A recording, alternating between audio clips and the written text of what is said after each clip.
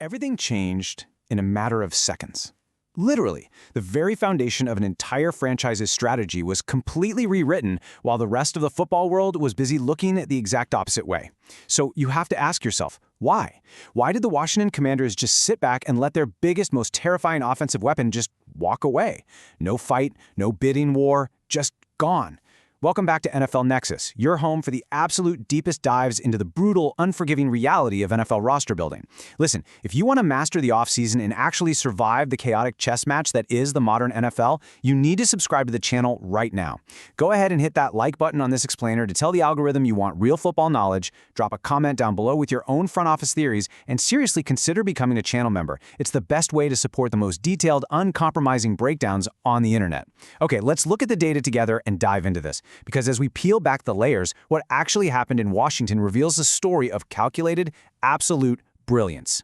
What we are looking at here is an absolute masterclass in asset management. Right now, all across the league, front offices are in full-blown panic mode. I mean, general managers are sweating, they're overspending, they're mortgaging their team's future, and they are desperately tying themselves to aging stars in the absolute frenzy of free agency. The media is screaming. Agents are manipulating the market every single hour. But in the nation's capital, it is eerily quiet.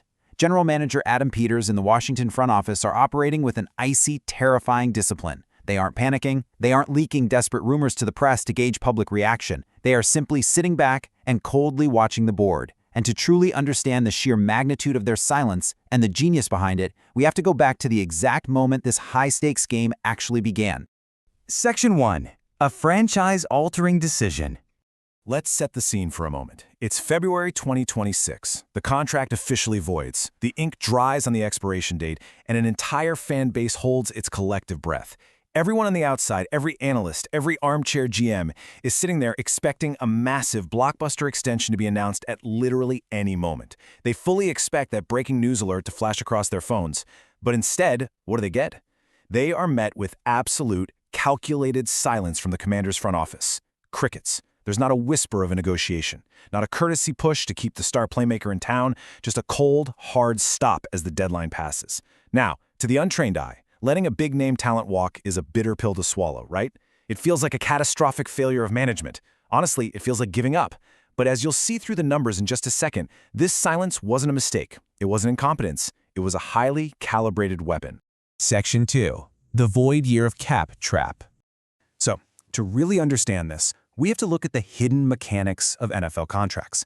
This is where championships are actually won and lost, not on the grass on Sundays, but in the ledger on Tuesday mornings. First, we need to define void years. What are they? Essentially, these are phantom contract years. They don't actually exist in terms of real playing time. They're basically an accounting trick. A loophole designed specifically to lower immediate salary cap hits by spreading out a player's bonus money into the future. It's exactly like a general manager taking out a high-interest credit card loan just to pay for today's roster.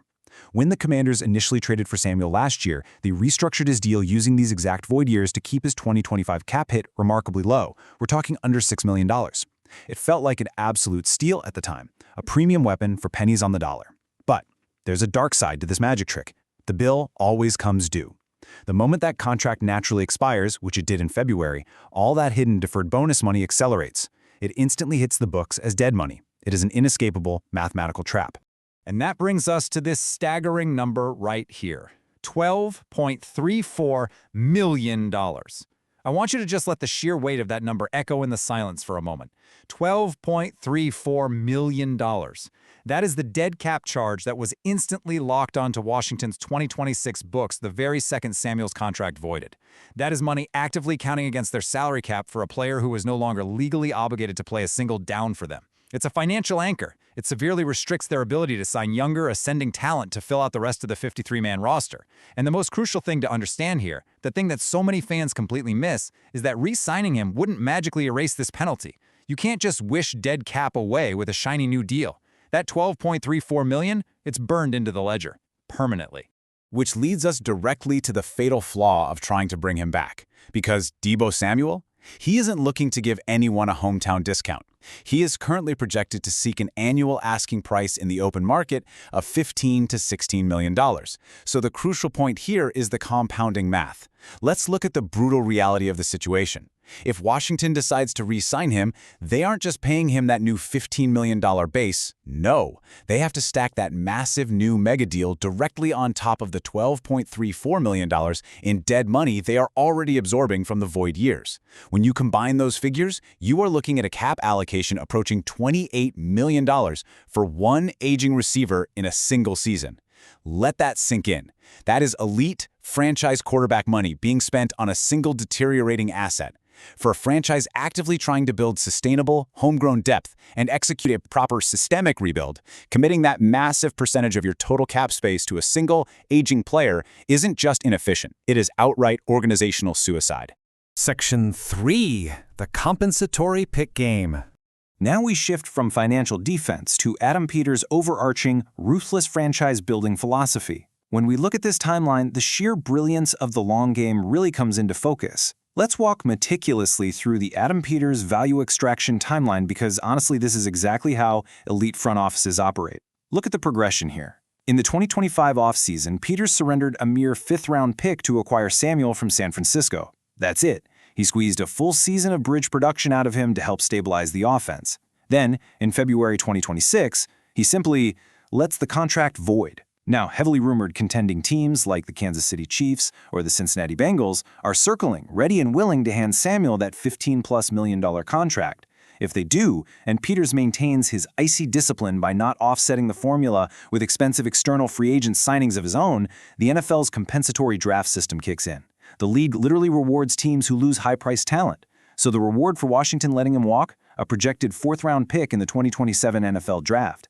I really want you to think about the sheer audacity of this maneuver.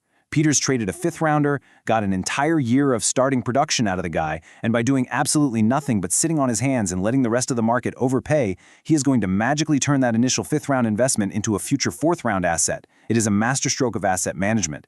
He rented a premium player and actually made a profit on the draft capital. Section 4. A shifting offensive blueprint. But look, it's not just about the salary cap math and the manipulation of draft picks.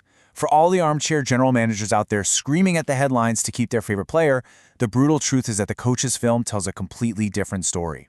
Let's examine the baseline stats. In his 2025 campaign with Washington, Samuel logged 72 receptions, 727 receiving yards, and 5 touchdowns. On the surface, for a 30-year-old receiver, that looks completely solid, right? I mean, it looks like a reliable, productive guy you absolutely want to keep around to anchor your offense. But when you dig into the advanced film evaluation and look beyond the basic box score, you discover that these baseline numbers are a complete smokescreen. There are surface-level statistics hiding a much darker, much more concerning physical reality underneath. The real story is hidden in the underlying efficiency metrics, and this is where it gets alarming. Notice the drastic decline.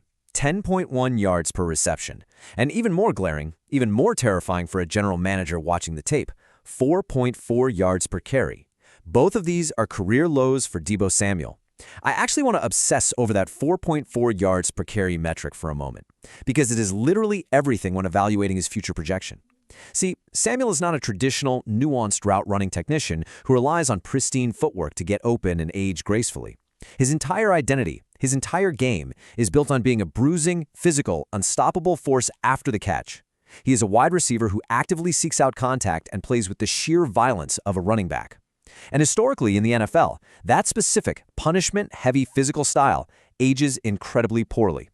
When a player who relies on pure, bruising burst and tackle-breaking power drops to a career-low 4.4 yards per carry, it is not just a mid-career slump. It is a terminal symptom of a body taking way too many hits.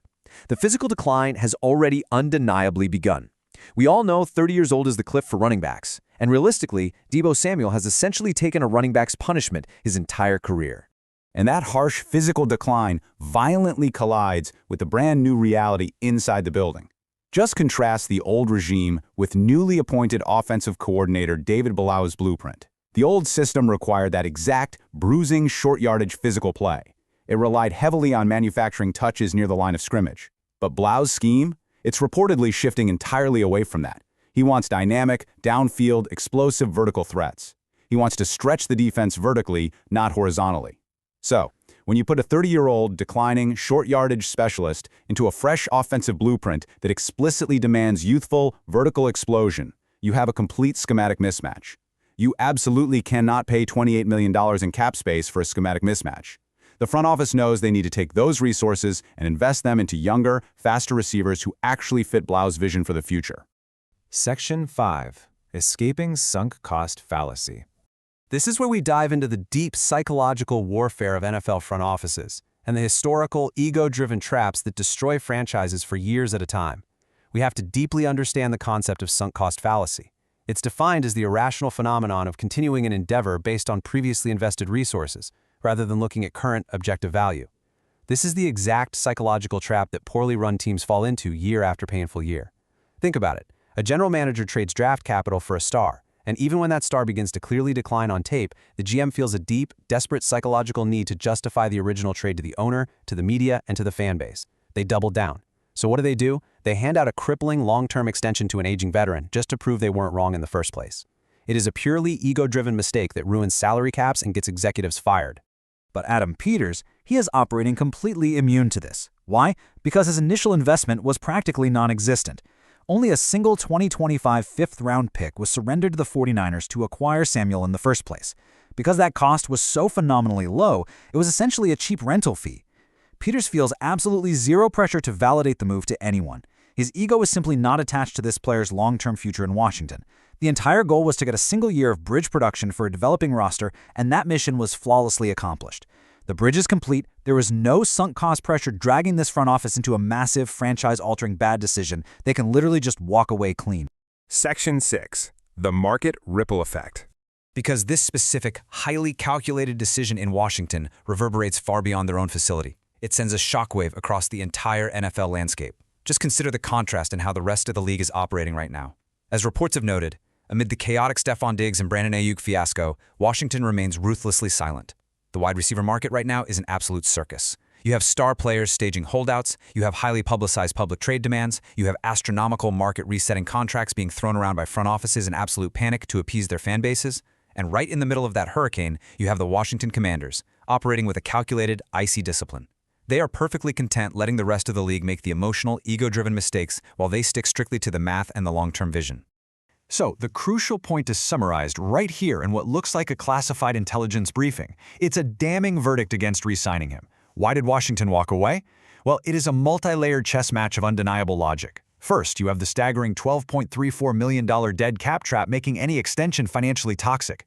Second, you have the absolute promise of a highly valuable 2027 fourth-round compensatory reward just for doing nothing and letting someone else overpay. Third, you have the undeniable, film-back reality of a 30-year-old player suffering severe efficiency decline and a violently physical play style. Fourth, you have offensive coordinator David Blau's vertical shift, making that exact player a total schematic mismatch.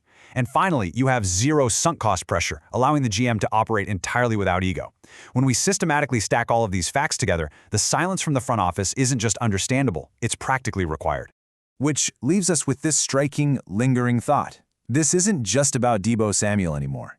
The way Adam Peters just expertly, coldly navigated this highly volatile situation, is this a warning to the rest of the league? Is this the birth of a Washington front office that simply will not be bullied by agents, rushed by the media, or pressured by fans into making a long-term mistake? I'll tell you right now, if I'm another general manager looking at how Washington just ruthlessly extracted value, flipped a fifth-rounder into a fourth-rounder, and walked away from a deteriorating asset without a second thought, I am definitely paying attention. The culture has changed. Because that is exactly how you master the offseason. Not with emotion, not with panic, but with calculated, ruthless execution and an unwavering commitment to the numbers. If you want to stay ahead of the rest of the league and truly understand how the modern, high-stakes NFL operates, you need to subscribe to NFL Nexus right now. Make sure you like this explainer to tell the algorithm you want real, deep-dive football knowledge instead of surface-level hot takes. Drop a comment below, let me know if you think Adam Peters is a genius for this calculating move, or if you think they will somehow regret letting Samuel walk. And if you truly want to support the channel and keep these massive, uncompromising breakdowns coming every single week, become a channel member today. We can't do it without you guys. Until next time, keep your eyes on the board and don't let the headlines fool you.